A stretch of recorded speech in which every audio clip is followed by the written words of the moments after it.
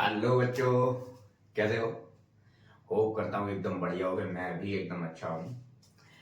जैसा कि आप लोगों ने देख लिया होगा, आज का टॉपिक है वेक्टर क्वांटिटी। इससे पहले हम लोग यूनिट एंड डायमेंशन खत्म कर चुके हैं, उसको देख लो जाके। बेसिकली इसको मैं पढ़ाना चाहता था स्ट्रेट लाइन के बाद, लेकिन कुछ एक टॉपिक्स ऐसे आते हैं जैसे कि प्लस माइनस वाले, उनमें भी थोड़ा बहुत वेक्टर का यूज होता है, तो मुझे वहां पे आपको बताना पड़ता है कि नहीं ये वेक्टर क्वांटिटी है, इसलिए ऐसा प्लस लगाना होता है, माइनस लगाना होता है। तो मैंने डिसाइड किया कि इसको पहले पढ़ा देते हैं, तो बेसिकली वहां पे आपको फिर दिक्कत नहीं आएगी, सीधा आपको वो चीजें समझ आएंगी। ये बहुत ही इंटरेस्टिंग टॉपिक है। 9th क्लास में आपने ये चीजें देखी होगी, 9th क्लास और 10th क्लास में, कि आपका जैसे कि डिस्टेंस और डिस्प्लेसमेंट में वहां पे कहते थे डिस्टेंस आपका स्केलर क्वांटिटी है, डिस्प्लेसमेंट आपका वेक्टर क्वांटिटी है। Scalar quantity basically have only magnitude, vector quantity है magnitude as well as direction. ये चीजें होप करता हूँ आपको सब याद होंगी, और नहीं है यार तब भी कोई दिक्कत नहीं, ये क्लास है ही इसलिए। चलो यहाँ से शुरू से समझते हैं कि वेक्टर क्वांटिटी बेसिकली यूजफुल क्यों है। वेक्टर क्वांटिटी, अच्छा एक एग्जांपल के साथ समझाते हैं। जैसे कि मान लो आपके पास एक ब्लॉक है, ठीक, ये क्या है, भारी भरकम ब्लॉक, और इसका वेट जो है ना मान लो 10 kg है। कितना? 10 kg। अब क्या किया आपने, इधर से इसको खींचना चालू किया 10 न्यूटन से। आपका एक फ्रेंड आया दुबला पतला सा, उसने क्या किया, उसने इधर पे खींचना चालू किया 8 न्यूटन से। तो ऑब्वियस सी बात है कि जो ब्लॉक है, आप ज्यादा फोर्स लगा रहे हो, इसकी वजह से ब्लॉक जो है ना वो इधर पे मूव करेगा, ठीक। ये तो बिल्कुल बेसिक सी बात थी, इसमें कुछ कहना ही नहीं है ना। अब मान लो कि मैंने एक और ब्लॉक लगाया, और आपका वही फ्रेंड, एक आप हो यहां से 10 न्यूटन का फोर्स लगा रहे, एक आपका वही फ्रेंड, आपने उसको यहां से बुलाया, आपने उससे बोला कि 8 न्यूटन का फोर्स के साथ वो इधर पे फोर्स लगाने लगा। तो अब मुझे बताओ ब्लॉक किधर जाएगा? सीधा जाएगा, इधर जाएगा, या फिर इधर जाएगा? किधर जाएगा? देखो भैया, ब्लॉक जो है ना, ना पूरी तरह से इनकी तरफ जाएगा क्योंकि ये भी खींच रहे हैं, मतलब कुछ बीच में ऐसा सीधा रास्ता ना जाने की वजह ऐसे बीच में कुछ ब्लॉक जाएगा, कहीं बीच में ऐसा जाएगा, कहीं बीच में इन दोनों के बीच में कहीं ब्लॉक जाएगा। तो बेसिकली आज के चैप्टर में हम लोग यही चीजें देखने वाले हैं कि इसकी डायरेक्शन क्या होगी, किस तरफ जाएगा। वेक्टर का यही यूज होता है, एक वेक्टर का। जैसे और मान लो कि आपने बोला कि सर एक काम करते हैं, वेक्टर का जो है ना, आप सबसे पहले इधर पे गए, मान लो आपने 8 मीटर डिस्टेंस इधर पे ट्रेवल किया, उसके बाद आप यहां से मुड़ गए इधर पे गए, 4 मीटर डिस्टेंस मान लो यहाँ पे ट्रेवल किया। अब मैंने आपसे कहा कि डिस्टेंस बताओ भैया, डिस्टेंस कितनी है।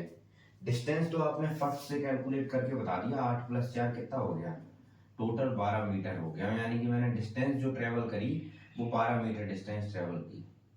अब मैंने कहा कि डिस्प्लेसमेंट बताओ भैया, तो डिस्प्लेसमेंट क्या होता है, ये चीज आपको अगर याद नहीं है तो बता दूं कि डिस्प्लेसमेंट इनिशियल पॉइंट से फाइनल पॉइंट के बीच की डायरेक्ट दूरी होती है, यानी कि shortest way from initial to final.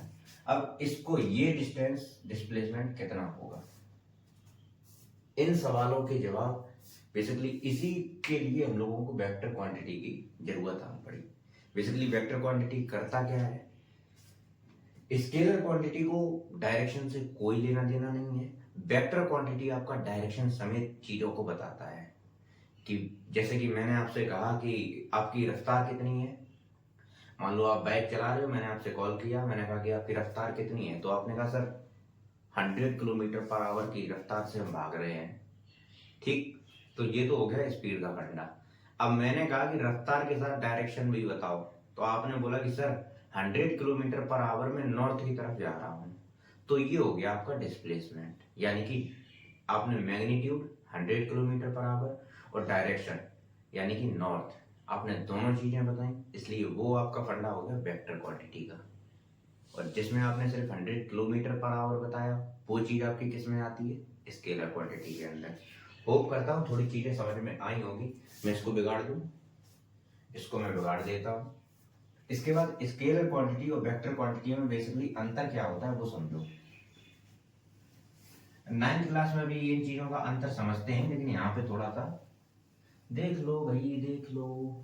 Bore हो गए सुनते सुनते तो कोई बात नहीं, इसको जो है ना, जिसको ये वीडियो स्लो लगता है वो इसको 2 की स्पीड पे या फिर 1.5 की स्पीड पे देखे।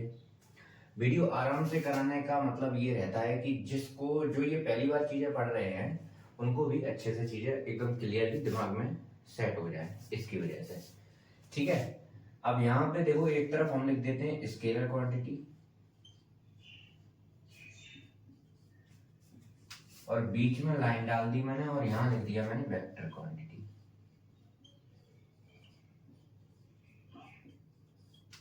ठीक, स्केलर क्वांटिटी का पहला पॉइंट बता दो, आप लोग खुद ही बताओ, have only magnitude. Scalar quantity के पास क्या होता है कि हैव ओनली मैग्नीट्यूड। ठीक, वेक्टर क्वांटिटी में क्या होता है, वेक्टर क्वांटिटी का फर्स्ट पॉइंट की बात करें, अच्छा वेक्टर क्वांटिटी का खुद से करो, तब तक इंक डाल लो, ये इंक बार बार खत्म होती है इसकी।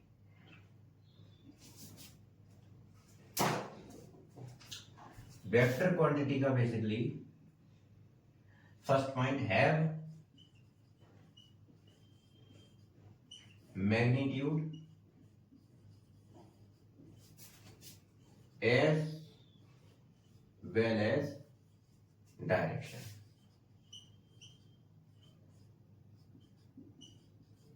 एग्जाम्पल से समझे हो क्या, जैसे कि 100 kilometre per hour,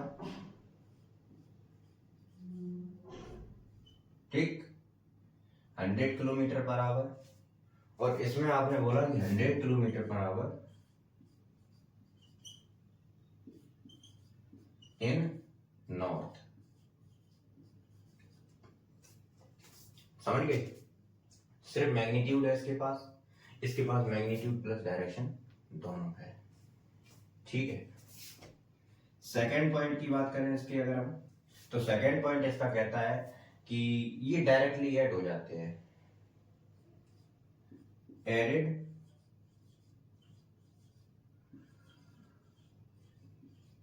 directly by simple mathematics rules, simple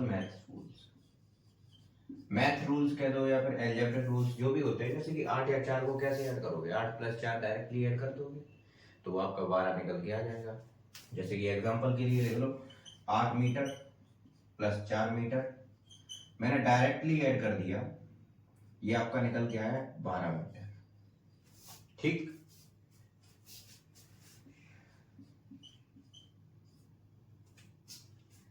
इनके साथ क्या होता है, इनको डायरेक्टली ऐड नहीं कर सकते, ये ओबे करते हैं, ओबे वेक्टर एडिशन लॉ। ठीक, ये ओबे करते हैं वेक्टर एडिशन लॉ। मेरी बात को समझो, वेक्टर एडिशन लॉ ये आपको आगे पढ़ाया जाएगा, हेडेक नहीं लेनी है बिल्कुल भी इसकी। वेक्टर एडिशन लॉ अगले लेक्चर में बेसिकली ये चीजें आएंगी, तो इसको ध्यान से लिखिए। जैसे कि इसको बेसिकली रिप्रेजेंट किया जाता है, वो रिप्रेजेंट किया जाता है ए, इस तरह से कोई क्वांटिटी लिख दी जाती है, उसके ऊपर ये वेक्टर का सिंबल होता है, प्लस बी वेक्टर, इस तरह से इसको रिप्रेजेंट करते हैं। इसका जो है ना, डायरेक्टली इसको ऐड नहीं कर सकते। यानी कि अगर मैं एग्जांपल के लिए बताऊं कि 8 मीटर नॉर्थ, 8 मीटर नॉर्थ, समझ गए ना, ये नॉर्थ है, एन, इसको मैंने सिंपली एन लिख दिया, ठीक है, plus 4 metre south, 4 metre south, is not equal to 8 metre, 12 metre. अरे भैया ये नॉर्थ में है, ये साउथ में है, इसको हम डायरेक्टली ऐड करके 12 नहीं कर सकते, समझ रहे हो? ये चीज, ये डायरेक्शन अलग होगी, ये डायरेक्शन अलग होगी। यहाँ पे डिस्टेंस की बात करी मैंने कोई यहाँ पे अलग से चीजें नहीं लगाई। यहाँ पे डायरेक्शन समेत अब मैं नॉर्थ प्लस नॉर्थ कर दूं तो ये ऐड हो जाएगा। ये सारी चीजें समझाऊंगा जब मैं वेक्टर एडिशन लॉ आपको समझाऊंगा। बेसिकली ट्रायंगल लॉ और पैरेललोग्राम लॉ, ये जब सारी चीजें जब आएंगी तब ये अच्छे से चीजें समझ में आएगी। पहले इसको नोट करो फिर बिगाड़ता हूं।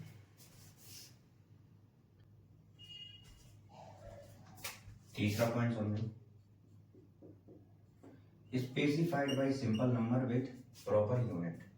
मतलब इसका specified by simple unit, simple number with simple number with unit.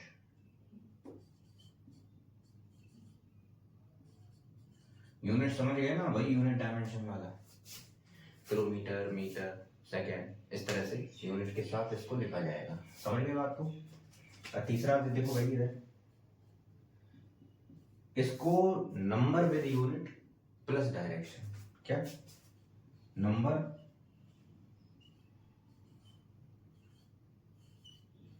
With unit plus direction. समझ रहे हो? यानी कि नंबर विद यूनिट तो होना ही चाहिए प्लस उसके साथ डायरेक्शन भी। जैसे कि ये देखो यहाँ पे लिखा हुआ है 8 मीटर नॉर्थ, 8 है नंबर है, मीटर आपकी यूनिट है और नॉर्थ आपका डायरेक्शन है। समझ रहे हो? एग्जाम्पल के लिए अगर इसमें एग्जाम्पल की बात करें, एग्जाम्पल समझो भाई। अब मैं अगर किसी चीज का मास बताऊं, देखो वेट और मास में अंतर होता है। वेट के पास डायरेक्शन होती है, वेट बेसिकली आपका हमेशा धरती की तरफ डायरेक्ट करता है, लेकिन मास की अगर बात करूं तो मास के पास कोई डायरेक्शन थोड़ी ना होता है। मास क्या होता है? जो भी एक मटेरियल के अंदर होता है उसको मास कहते हैं। समझ रहे हो? तो मास के पास कोई डायरेक्शन नहीं होता, वेट के पास होता है। वेट के पास ध्यान रखना वही होता है, वेट आपका मास इनटू ग्रेविटी होता है, तो वेट के पास डायरेक्शन होता है, उसकी बात अलग है। मास के पास कोई डायरेक्शन नहीं होता। मास हुआ आपका वॉल्यूम हुआ, वॉल्यूम के पास कोई डायरेक्शन होता है क्या? वॉल्यूम इन नॉर्थ, कि मैंने कहा कि सर वो 1 लीटर है नॉर्थ में, इस तरह से कुछ नहीं होता है। वॉल्यूम का कोई डायरेक्शन नहीं होता, आपका डेंसिटी का भी कोई डायरेक्शन नहीं होता।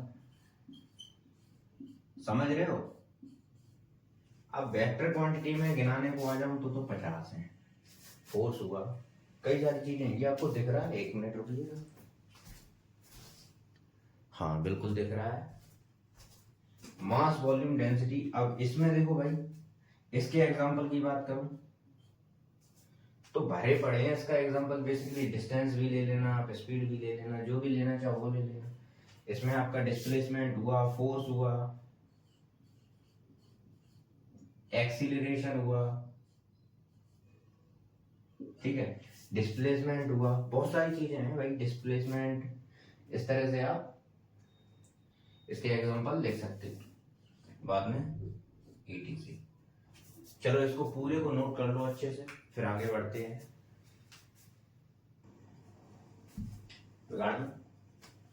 ठीक है, अगला हेडिंग डालो टाइप्स ऑफ वेक्टर। अब हम लोग टाइप्स ऑफ वेक्टर पढ़ने वाले हैं। देखो जिसको ये लेक्चर जो है ना बेसिक ज्यादा लग रहा है कि हम इससे पहले पढ़ चुके हैं, तो फिर आप 2 की स्पीड पे या फिर थोड़ा आगे जाके देखो, क्योंकि आज के लेक्चर में बेसिकली बहुत वेक्टर की बहुत बेसिक सी बातें करेंगे। टाइप्स ऑफ वेक्टर, जो वेक्टर एडिशन लो है वो आपका अगले लेक्चर में आएगा। ये सब चीजें अच्छे उस पर न्यूमेरिकल भी अगले लेक्चर के अंदर आएंगे। और बताओ भाई कैसे हो? बढ़िया एकदम? हाँ बढ़िया है, स्टार्टिंग में ही बता दिया था।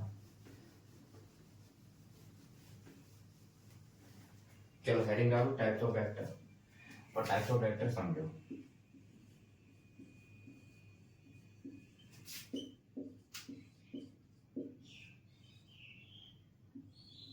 टाइप्स ऑफ वेक्टर में सबसे पहला आता है आपका position vector.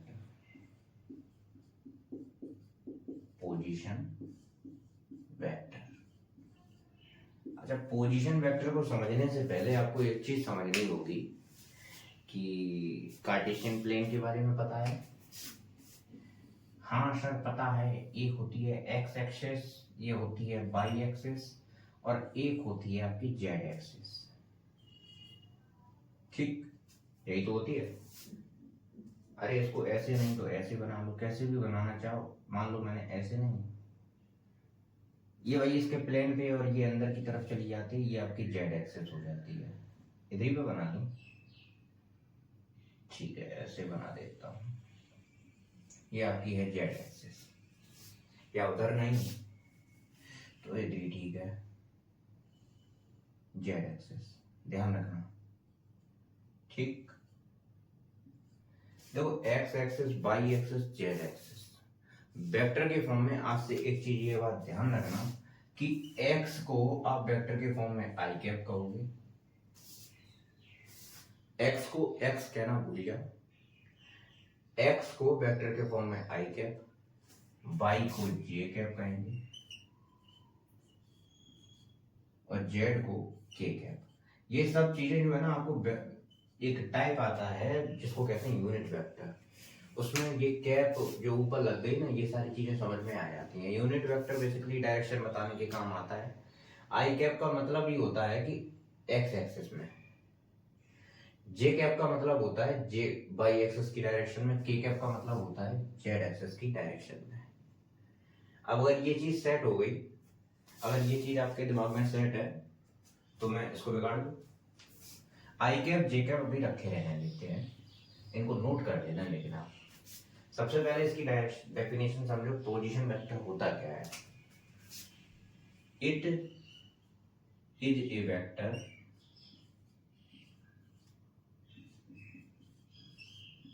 which tells about the position of an object with reference, ये चीज को समझना जरूरी है, with reference to origin of a coordinate system। ये करता क्या है बेसिकली? ये आपको डायरेक्शन बताता है, डायरेक्शन को बताता है। कुछ नहीं, एक नया फंडा basically I cap J cap की मदद से हम लोग उन्हीं चीजों को सामने ला देंगे। जैसे कि किसी चीज को हम पहले लिखते थे 3x + 4y + 5z, इस तरह से लिखते थे। अब इसमें क्या कर देंगे, ये लोग उसी चीज को basically 3i cap + 4j cap + 5k cap, इस तरह से उसी चीज को, सेम उसी चीज को ऐसे लिख देते हैं वेक्टर। तो वही को उसी चीज को कह देते हैं हाँ ये पोजीशन वेक्टर आपका है। इसका यूज क्या होता है? इसका यूज काफी होता है। मतलब अगर इसको आप बेसिक सी चीज इसको अभी आप नहीं समझोगे तो आगे चल के दिक्कत आ जाएगी, क्योंकि कंफ्यूजन यही सबसे ज्यादा क्रिएट करता है कि जब मल्टीप्लिकेशन करते हो आप, मल्टीप्लिकेशन इन वेक्टर फॉर्म आता है तो ये चीजें कंफ्यूजन क्रिएट करती हैं। इसलिए इसका बेसिक अभी समझना बहुत जरूरी है, बहुत ज्यादा जरूरी है। जैसे मान लो मैंने एक यहाँ पे पॉइंट लिया x y z, मैंने कहा इसका पोजीशन वेक्टर बताओ। तो पोजीशन वेक्टर हमेशा रेफरेंस लिया जाता है कहां से? ओरिजिन से, यानी कि 0, 0, 0। कुछ नहीं भाई, यहां से लेके यहां तक की टोटल डिस्टेंस जो है ना, वही आपकी पोजीशन वेक्टर को डिफाइन करेगी। पोजीशन वेक्टर बेसिकली यहां से लेके यहां तक की डिस्टेंस। अगर आपको यहां से लेके यहां तक का डिस्प्लेसमेंट निकालना है तो कैसे निकालोगे? अगर कुछ याद है भाई, यहां वाला पॉइंट माइनस ये वाला पॉइंट, कुछ याद है? यानी कि फाइनल माइनस इनिशियल कर दो, फाइनल माइनस इनिशियल कर दो, सब इधर देखो, इधर देखो, फाइनल में क्या बनेगा, फाइनल में क्या बनेगा, मैं देखो परिभाषा इस तरह से चीजों को कंफ्यूज करने से कोई मतलब नहीं है, जो चीज मैं सीधा वही लिख देता हूँ। होता कैसे है कि x उसको आप, अभी मैंने क्या कहा था कि ये जो पॉइंट लिखा हुआ है इसको आप इसकी भाषा में ऐसे लिख सकते हैं, यानी कि एक्स आई कैप प्लस वाई जे कैप प्लस जेड के कैप, ठीक, इसको माइनस कर दो। बेसिकली अगर इनके और इनके बीच की मुझे डिस्प्लेसमेंट निकालनी है तो क्या करो, ये वाला पॉइंट माइनस ये वाला पॉइंट कर दो, समझ रहे हो, तो इसकी पोजीशन वेक्टर मिल जाएगा भैया, वही होता है इसका पोजीशन वेक्टर, मतलब ये किस पोजीशन पे रखा हुआ है उस पोजीशन को पता करने के लिए इसका डिस्प्लेसमेंट पता कर लो, पता चल जाएगा किस पोजीशन पे रखा हुआ है, कि ये यहां से लेके यहां तक की डिस्टेंस दूरी कितनी है। अगर ये पता चल जाए, और वो दूरी कैसे पता करते हैं, वो ऐसे पता करते हैं, अब वो 0 आई कैप है प्लस 0 जेड जे कैप है प्लस 0 के कैप है। देखो भैया आई कैप वालों को माइनस कर दो अलग से, वाई कैप और जे कैप वालों को, के कैप वालों को, ठीक, तो x माइनस 0 आई कैप प्लस वाई माइनस 0 जे कैप प्लस जेड माइनस 0 के कैप, ये आपका निकाल के दे देगा क्या, एक्स आई कैप प्लस वाई जे कैप प्लस जेड के कैप, ठीक, इसको नोट करो पहले, इसको नोट करो फिर आगे बढ़ाता हूं मैं से, कर लिया नोट, वेरी गुड। अगला समझो, अगला है आपका डिस्प्लेसमेंट वेक्टर। डिस्प्लेसमेंट वेक्टर इसी के साथ है, पोजीशन वेक्टर अगर समझ आ गया तो डिस्प्लेसमेंट वेक्टर में कुछ रह नहीं गया, डिस्प्लेसमेंट वेक्टर। अच्छा, डिस्प्लेसमेंट निकालने को तो सीधा निकाल दो भाई, ये एक्स वाई जेड को क्यों ला रहे हैं। अच्छा, ये मोशन स्ट्रेट लाइन में क्या है कि एक ही लाइन रहती है, तो मतलब अगर एक्स पे भाग रहे हैं तो एक्स पे ही भागेंगे। मोशन इन स्ट्रेट लाइन में ये एक्स वाई जेड का फंडा नहीं आएगा, ये एक्स वाई जेड का फंडा जो है मोशन इन 2D में आएगा आपका, मोशन इन 2D यानी कि मोशन इन प्लेन, जो कि आपका तीसरा चैप्टर है, उसमें चीजें आएंगी तब इन चीजों की आपको याद आएगी। तो इससे अच्छा है कि अभी आप इस चीज को अच्छे से पढ़ दो, और यकीन मानो कि टाइप्स ऑफ वेक्टर में ये दो वेक्टर काफी कंफ्यूजन क्रिएट करते हैं, मतलब ज्यादातर बच्चों को जो इन चीजों को समझ ले जाते हैं उनको दिक्कत नहीं आती, उनको दिक्कत इसलिए नहीं आती क्योंकि वो पहले से ही इस चीज का बेसिक क्लियर किए हुए हैं, तो वहां पे जाके सीधा कंपोनेंट में उसका ब्रेक डाउन करते हैं, उसके बाद सीधा सवाल सॉल्व कर देते हैं। ठीक है, वेक्टर का कंपोनेंट्स में ब्रेक डाउन, ये सारी चीजें सिखाऊंगा पहले, लेकिन अभी आप बेसिक को समझते हुए चलो, इस पर दिमाग लगाते हुए चलो अच्छे से, ठीक है, मेरी आपसे यही गुजारिश है, ठीक है, गुजारिश, ठीक है। अब बात करते हैं पोजीशन वेक्टर की।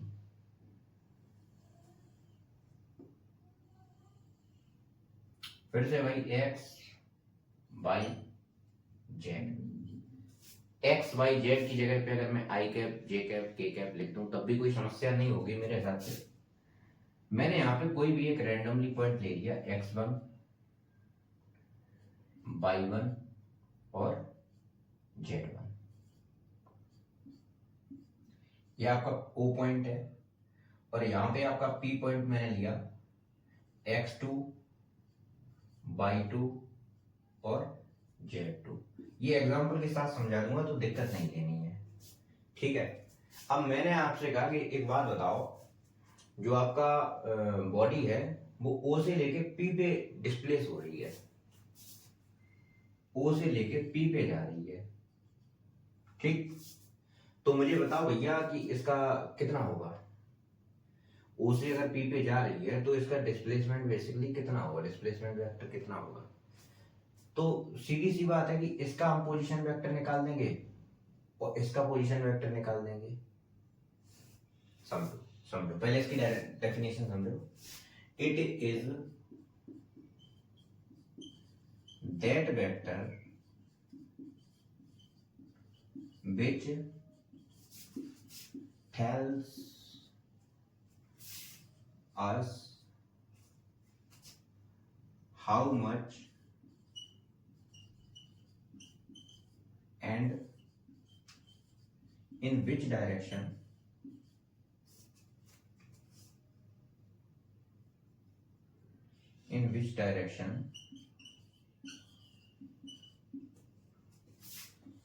an object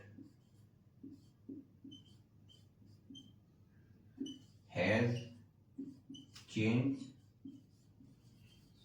its position in given interval of time.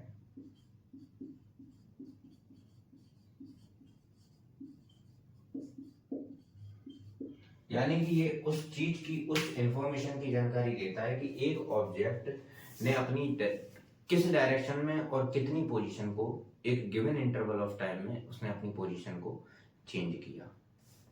तो इस चीज को निकालने के लिए बेसिकली करते क्या है, जैसे इसको निकालना है, मान लो कि इसमें डिस्प्लेसमेंट वेक्टर कितना होगा।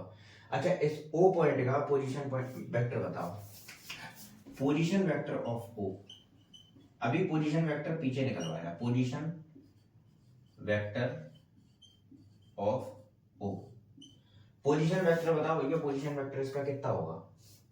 अरे कुछ नहीं, x1 i cap plus y1 j cap plus z1 k cap, यही तो होगा पोजीशन वेक्टर। अब पोजीशन वेक्टर ऑफ p बताओ, ओ से लेके पी पे जा रहे हैं ना, पोजीशन वेक्टर ऑफ पी बताओ। यहां पे x2 y2 z2 है, तो x2 i cap plus y2 j cap plus z2 k cap, समझ रहे हो ना? तो इनका पोजीशन, इसका आपने पोजीशन वेक्टर देखो। डिस्प्लेसमेंट वेक्टर निकालने के लिए सबसे पहले मैं फिर से कह रहा हूँ, इन चीजों को याद करना, समझना बहुत जरूरी है, बहुत जरूरी है। पहले चैप्टर में, इसके बाद वाला जो चैप्टर आएगा उसमें आपको जरूरत ज्यादा नहीं लगेगी, लेकिन मोशन एंड प्ले में आपको इस चीजों की बहुत ज्यादा जरूरत लगेगी, तो इसलिए समझते चलो, ठीक है। तो पोजीशन वेक्टर आपने सबसे पहले इसका निकालना, जैसा कि मैंने पहले पोजीशन वेक्टर पढ़ाया था। कुछ नहीं, जो पॉइंट लिखे हुए हैं उनके साथ आई cap J cap K cap लगा दो, यही होता है आपका पोजीशन वेक्टर। क्यों होता है, विद रीजन मैंने पीछे समझा दिया, ठीक है। अब बात करते हैं कि पोजीशन वेक्टर ऑफ पी बताओ भैया, तो आपने पी का भी पोजीशन वेक्टर निकाल लिया। अब इनिशियल पोजीशन आपकी ये है, फाइनल पोजीशन आपकी ये है। डिस्प्लेसमेंट क्या होता है? फाइनल पोजीशन मतलब final position minus initial position, यही तो होता है डिस्प्लेसमेंट। अच्छा, वेक्टर में एक चीज हमेशा ध्यान रखना, फाइनल माइनस इनिशियल होगा, हमेशा हमेशा फाइनल माइनस इनिशियल होगा। मैं इसको बिगाड़ दूं, इसको बिगाड़ दूं मैं, ठीक है, इसको बिगाड़ देता हूं।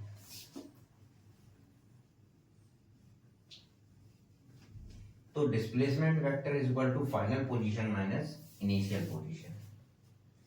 डिस्प्लेसमेंट वेक्टर आपका बराबर होता है, डिस्प्लेसमेंट आपका बेसिकली बराबर होता है किसके? Final position minus initial position.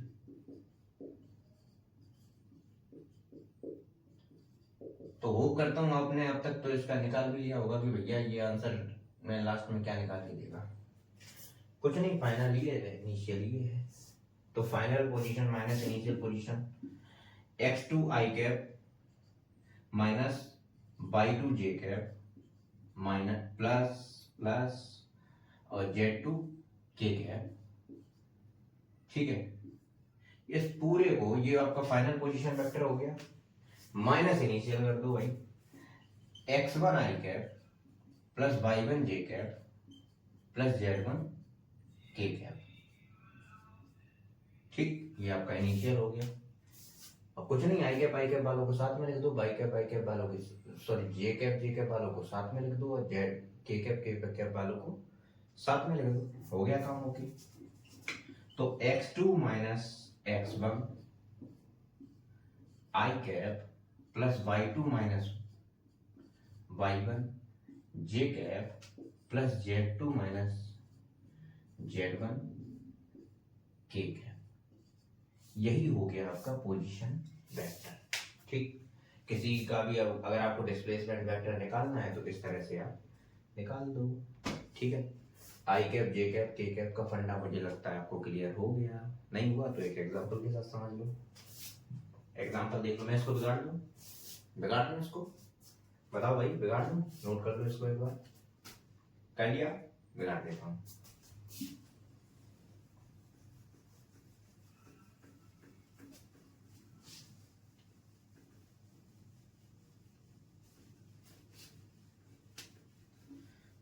ये फंडे आपके और ज्यादा क्लियर हो जाएंगे कहां पे, जब आप इनके बेसिस पे चैप्टर्स पढ़ने लगोगे। अभी तो ये बेसिक चल रहा है, बेसिक इसलिए पहले करवा दूं ताकि बीच में दिक्कत ना आए, सारे सवाल उड़ते चले जाए। बेसिक आपका क्या होता है, बेसिकली यही डिफरेंशिएशन, इंटीग्रेशन और वेक्टर, यही तो पूरी 11th क्लास में भरा पड़ा है। बाकी सारी चीजें तो कॉमन कॉमन सी हैं, बेसिक यही है।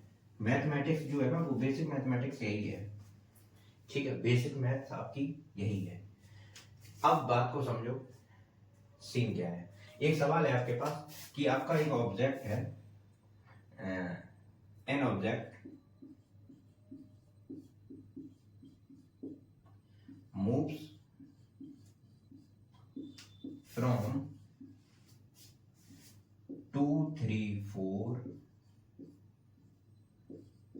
to 2 3 4 to 5 7 6. Find displacement vector. Find displacement. Find displacement. तो बताओ भैया इसका डिस्प्लेसमेंट क्या होगा, या इस पॉइंट से लेके इस पॉइंट पे आपका रन कर रहा है, यानी कि ये आपका फाइनल है, ये आपका इनिशियल है। चाहो तो ग्राफिकल रिप्रेजेंटेशन एक बार देख लो। ये आपका एक्स वाई जेड इस तरह से प्लान हो जाएंगे। ठीक है, एक्स वाई जेड जो भी आप बनाना चाहो, या फिर इसको ऐसे रिप्रेजेंट जैसे भी करना चाहो, ये कुल मिला के आपका जेड एक्सेस है, ये एक्स है, ये वाई है। तो 2 3 4 आपका मान लो यहाँ कहीं है, 2 3 4 आपका यहाँ कहीं है, और 5 7 6 आपका यहाँ कहीं मान लो होगा। ठीक, इस तरह से। तो बेसिकली यहां से आपका ऑब्जेक्ट इधर की तरफ मूव कर रहा है, तो डिस्प्लेसमेंट वेक्टर बताओ। कुछ नहीं, इन दोनों, इसका पोजीशन वेक्टर बता दो, इसका पोजीशन वेक्टर। तो इसका पोजीशन वेक्टर कितना होगा, पोजीशन वेक्टर इसका बताओ भाई। इसका पोजीशन वेक्टर फाइनल वाले का, position vector of final, position vector of final point, जो फाइनल पॉइंट है उसका पोजीशन वेक्टर बताओ कितना होगा भैया, बता दो। 5 आई कैप प्लस 7 जे कैप प्लस 6 के कैप, यही तो होगा, है कि नहीं। इनिशियल का बता दो, position vector of initial point क्या होगा भाई, initial position, initial point, initial position कुछ भी डाल दो। 2 आई कैप प्लस 2 आई कैप प्लस 3 जे कैप प्लस 4 के कैप, इस तरह से। ठीक, अब फाइनल माइनस इनिशियल खुद से सॉल्व कर लोगे क्या, फाइनल माइनस इनिशियल खुद से सॉल्व कर लोगे। ये आपका फाइनल है, ये आपका इनिशियल है, 5 में से 2 गया 3, कर दूं सॉल्व, चलो कर देता हूं। 3 आई कैप, 5 में से 2 गया 3 आई कैप, 7 में से 3 गया प्लस 4 जे कैप, और 6 में से 4 गया यानी कि प्लस 2 के कैप। ये आपका आंसर निकल के आ गया, ये आपका होगा डिस्प्लेसमेंट वेक्टर। इजी है, कोई दिक्कत तो है नहीं, कोई दिक्कत है क्या इसमें, नहीं। इसको नोट कर लो।